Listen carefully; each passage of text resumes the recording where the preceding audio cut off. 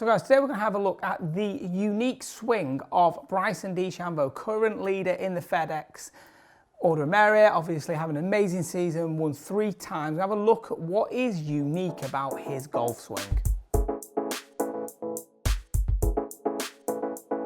We've got some 3D information on his golf swing.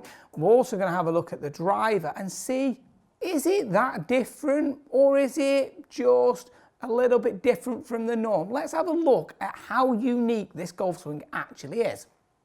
So we've got here driver swing of Bryson from down the line and front on. Now we know Bryson's been a really good driver of the ball this year. He's averaged 306.4 off the tee. He's on 15th on strokes gained. He's 24th in driving distance. He's at 61.23% of fairway. So really, really good driver of the golf ball. So what we'll see here is at address, the classic thing we see with all of his clubs, driver, fairway wood, irons, is that we see the golf shaft running right up through the middle of the right forearm. Everything completely matches. The left forearm's always a little higher, even on the iron. What we also see is that he gets that golf shaft as an extension of the left arm and shoulder. So that left arm and shoulder and the club almost go back as a single axis together. So what we'll see here is in this first move here, the sort of triangle created between the arm body and the club is taken back in one piece, and as that golf shaft gets to parallel to the ground here, we see that there is very little wrist set and the club is hardly loaded at all. Having a look at it from down the line, and we'll see that everything has come back in one unit. Club head's still outside the hands and club face is still matching the spine angle right there. Okay, so everything is still exactly the same as it was at address. What we then see is, as we get to the top of this backswing here, we see that the club starts to load those wrists set really, really late. So it's incredibly late that he ends up setting that golf club. So let's have a look at this. As we get to the top here, we see that there's very little set in the club. He's got it, real big shoulder turn, hip rotation, hardly moved off the ball at all, and that is the wrist angle that we're seeing here at the top. So it looks like he's still got the wrist slightly bowed, if anything, at the top, but that's kind of the look that we're seeing. Let's have a look at this on 3D and see what those wrist angles are actually doing. So having a look at the wrist angles here for Bryson, he is 15 degrees in terms of ulnar deviation at address, and he's got 1 degree of extension in the wrist, okay? So what this means is 15 degrees uncocked in the wrist and 1 degree of extension. So actually this way, well, when we look at it, because there's so much ulnar deviation, it's down, okay, it looks like it's bowed at address, but we actually know that it isn't. Having a look at the data. What we then see is, as we start to take the club back, moving it away in one piece right here, we can then see, once that golf shaft gets back to parallel right there, okay, it's still on 1 degree of ulnar deviation and in 3 degrees of extension, okay.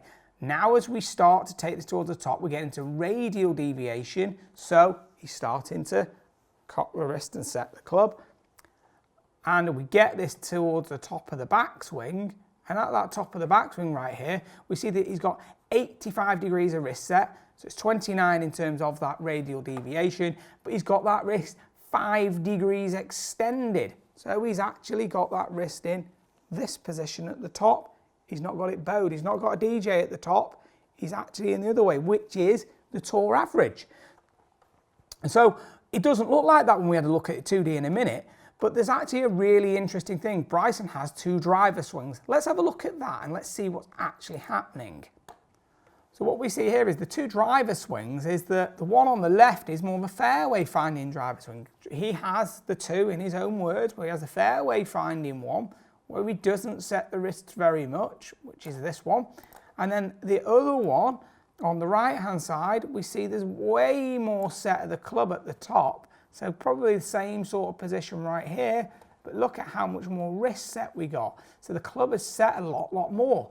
So although they kind of look very, very different, all that's happened is he's let the club load a little bit more on the right hand side, which goes with what we saw on the 3D in terms of how much wrist set he actually gets. So I find that super interesting, okay? What we do find is with both swings is how stable he keeps his head. So what we'll do is just mark this up right here.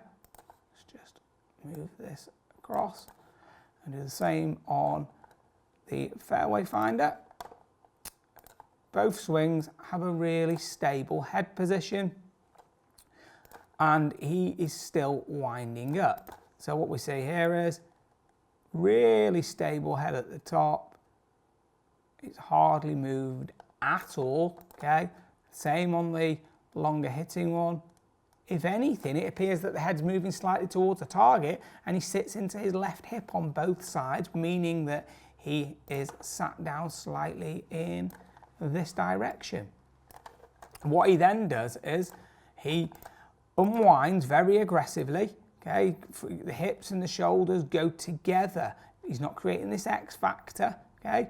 And then he unwinds and the club exits left and around his body, okay? So we see here, here's the power driver swing. So he's unwinding, everything's unwinding together, and then he really unwinds around that left side. Let's have a look in the 3D and see what's actually happening with that head movement and with the unwind. So believe it or not, Bryson's actually got his own 3D system. He's got the My Swing that I've got the measurements of. He's got his own one that he works on with his coach, and this is some of the data that has been sent or used directly from him. So we can see here that this added rest with the driver is 7 degrees away in terms of spine tilt, and we've got the head box here in place. What we'll see is as he winds up to the top, the head hasn't moved, or if anything, it's slightly moved towards the target, and then as that hip starts to shift a little at the top, he is 6 degrees away with his spine at the top, whereas 7 at address. What we see is through impact, he's very much tour average in terms of he pushes a little bit up and back through the ball, and he is right there at impact, 16 degrees away. So they look at sort of the average between sort of 14 and 20 as being degrees away for where they're wanting to see it in terms of this spine angle. The interesting one we're going to look at right now is we're going to have a look at the rib cage and the pelvis rotation. This is super interesting for me. Okay, what we see is a little bit close with the shoulders at address and a little bit open in the hips, not by much at all. What we see is as he gets to the top, really big rotation. So we see that got to 105 and 49 degrees of hip. So we know that when in the past we've looked at hip rotation versus shoulder rotation, people have talked about X factor stretch, meaning that the hips resist a turn and the shoulders turn as much as they can, and the hips go first and the shoulders stay still, we get this real big powering effect. We see here, watch this now. When we take a look at this movement, as he starts down, let's have it there, it's 104 to 49. Let's just take this on a little bit right there. So he's right in 93 at this point versus 41. The shoulders have definitely not stayed still. They are unwinding, okay? And then what we'll see is once we get him to impact, so have a look at it from this angle right here, we'll see that the body at impact has hips 30 degrees open, rib cage 21 degrees open, so he's very, very open with his body, and then everything works around through the impact area with him. Very little flip, as we know in his golf swing. What we see though is the byproduct of this, which is why it sits so straight, but he also gets a lot of power with it, is the lead arm adduction. Okay, this is how that left arm can move off the body. Okay, people think that you should really tighten that left arm. Well, you don't. What we see here is, here's Bryson at the top. So we get Bryson in at 29 degrees. Okay, he now starts down, and immediately as he starts down, that left arm's working off. That means it's giving him space. His arms are always getting back out and working with his body rotation, giving him a lot of room through the golf ball. What we're going to now have a look at is, have a look at what happens through impact, and then have a look at the iron swing on the video.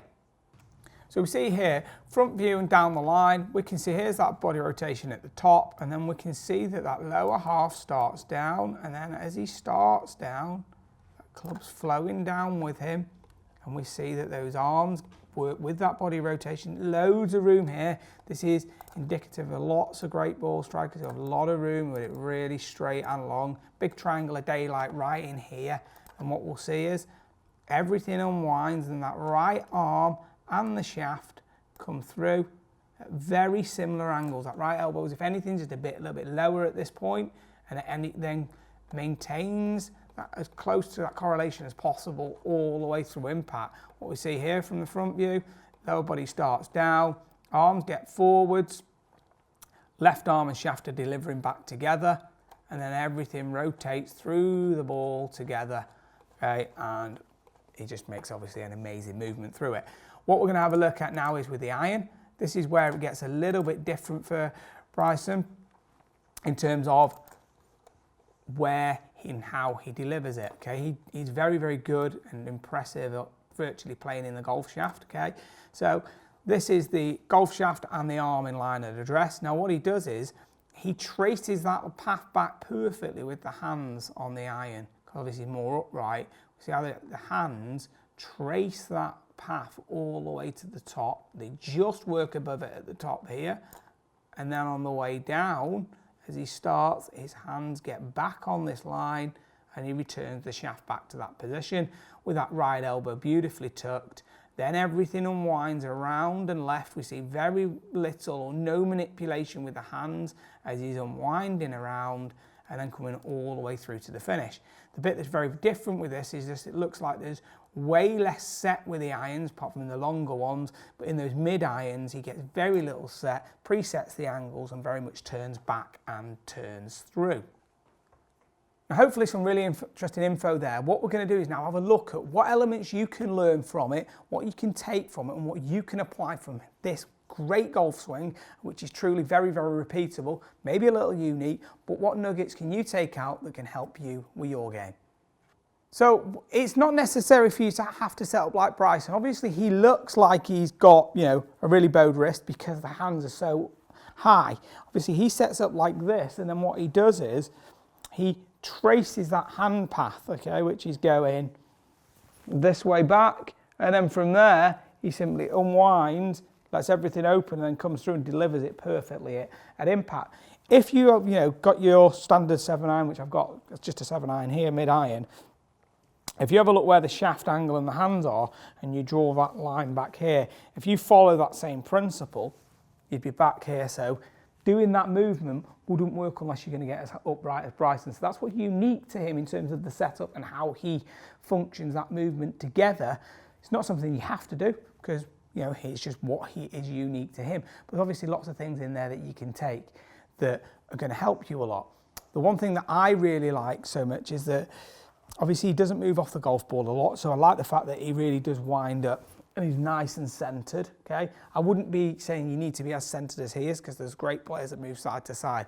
The thing that I see with him that loads of great players are doing is from that top of the backswing here, okay, that shoulder is clearing here, and then everything can open up together. It's not getting to the top, starting down and holding this back, which then leaves you trapped and having to really work under it. So the one thing that I would take away that can help every single player out there is getting that shoulder out the way, which is going to help to get that arm off the body. So here's a really good drill. Start off baseball grip, okay? Make sure the right hand grip's quite loose. What you're going to then do, take it to the top of the backswing right here, at that top of the backswing, feel like that right hand stays there, knee, hip, shoulder clears away, and the hands will separate.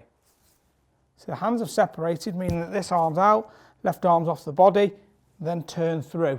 And what you'll be able to do is if you're doing that, you're able to create the separation here, and then the rotation means that you're then going to come through with a more bent right arm, which is a bit more similar to where Bryson's coming through, which is going to be closer to planing the shaft. You don't have to plane it. This is what he does. But I do think getting that arm off the body is going to be key. Really hope you've enjoyed this analysis, guys. If there's other ones you'd like to see of some of the great players out there, please comment below. Whose swings would you like to see analysed, and find out a little nugget that can hopefully really help your game. If you haven't subscribed to the channel, please do so. Thanks for watching, and talk with you again very soon.